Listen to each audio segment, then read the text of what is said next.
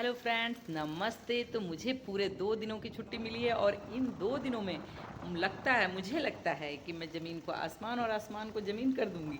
तो इसी विचार के साथ मैं निकल पड़ती हूँ मार्केट, जहाँ से मैंने अपने फार्म हाउस में जो ढेर सारी घास उग गई है उसको जलाने के लिए एक केमिकल आता है, तो वो मैं लेने गई।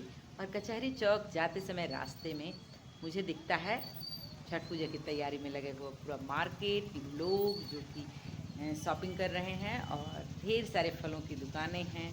और छठ पूजा की तैयारी ज़ोर शोर पे चल रही है। देख कर के मन को बहुत आनंद मिला और याद आ गई जब मम्मी छठ किया करती थी। बट ठीक है, इस बार हम तो नहीं कर रहे हैं, लेकिन जो कोई करता है उसको भगवान उसको शक्ति दे, क्षमता दे, ताकि वो व्रत को पूरे ही अ, अच्छे से कर सके। अपने मनोभाव के अनुसार जो प्राप्त करना चाहता है, छठ मैया से मांगना चाहता है, सब कुछ भगवान उनको पूरा करे।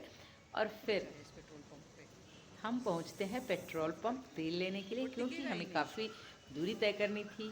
25-50 किलोमीटर तो हमारी गाड़ी चलेगी ही। तो हमने तेल लिया और उस पेट्रोल पंप पे ख़ास बात ये देखने को मिली कि वहाँ सब लड़कियाँ काम कर रही थी।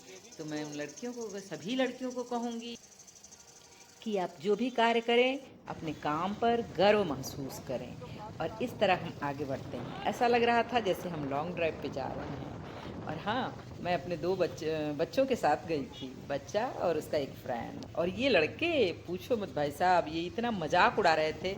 सड़क में अगर कोई लेडीज़ या लड़की गाड़ी चला रही है तो हंस रहे हैं उनके ऊपर कि अरे बच के चलना, नहीं तो किसी को तो ये उड़ा देंगी। तो मैं ऐसा मत सोचो बच्चों, क्योंकि आपके पास जो अपॉर्चुनिटी है वो उन लड़कियों या महिलाओं को मिली नहीं है। इसलिए वो कभी कभी थोड़ा डरते हुए, आप देख सकते हैं कि रुक के समझ के तब गाड़ी को पार करती हैं। लेकिन आप लोगों को 16 साल पे गाड़ी मिल जाती है और लेके उड़ाते हैं, तो उससे आपको अनुभव मिलता है। हमें भी, या हम औरतों को और लड़कियों को गाड़ी चलाने का अनुभव लेने का मौका दीजिए, तब हम भी उतना ही फ्रिक्वेंटली गाड़ियों को चला सकेंगे और कॉन्फिडेंस महसूस कर सकेंगे। मैं आज स्कूटी 15 ईयर्स से चला रही हूँ, तो स्कूटी चलाने में मुझे कोई प्रॉब्लम नहीं है।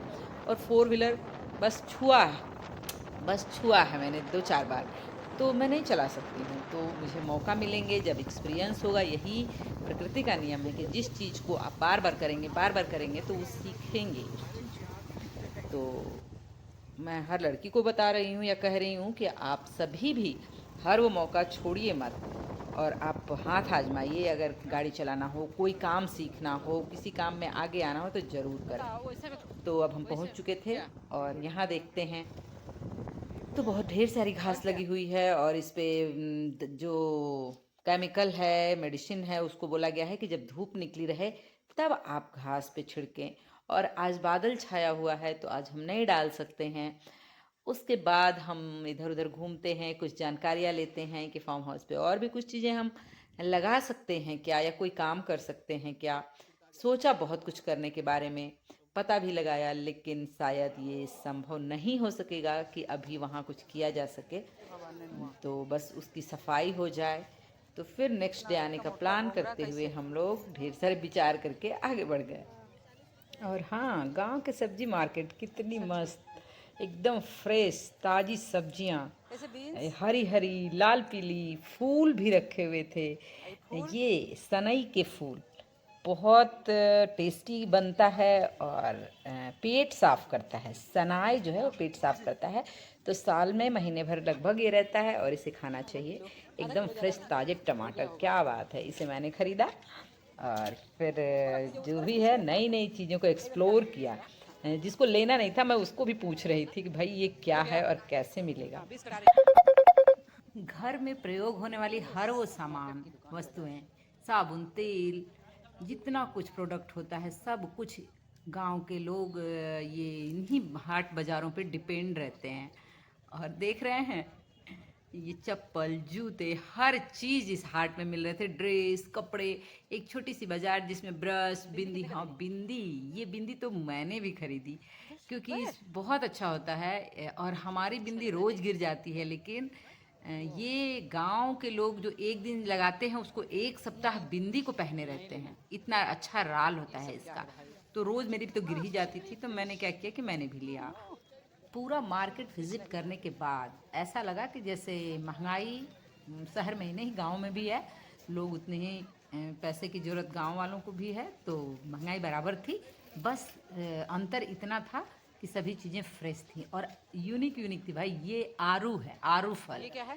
जो कि बड़ा बड़ा मोटा मोटा आरू उससे कंदा। निकलता है। ये भी अच्छा, हाँ, कंदमूल जानती है। हूँ। आदिवासी लोग ऐसे खाया कंदमूल जाता है उबाल खाते के। थे, तो ये भी कंद है। और अरवी की सब्जी, अरवी भी थी, अदरक, ओल, जितना भी ज़मीन के नीचे से निकलने वाले फल। और ये राई सरसों है, प्याज राई सरसों, क्या गजब, एकदम ग्रीन ग्रीन। और ये फूल जिसके बारे में मैंने अभी बताया, तो सब कुछ कैसे दे रहे बहुत बाबू? देखने में इतना फ्रेश एक फील दो। हो रहा था। यही यहाँ जो कमाई थी, बाकी महंगाई बराबर थी। धनिया। हाँ, 5-7 रुपए का अंतर था या क्वांटिटी ज़्यादा था, ये हो सकता है। थोड़ा लोग लटक सामान दे रहे थे, बेच रहे थे, गांव घर के लोग हैं, बट महंगा बराबर था। सब्जी मार्केट में सब्जी का जो भाव होता है, यही यहाँ भी भाव था। तो इन सब चीज़ों को वेजिटेरियंस।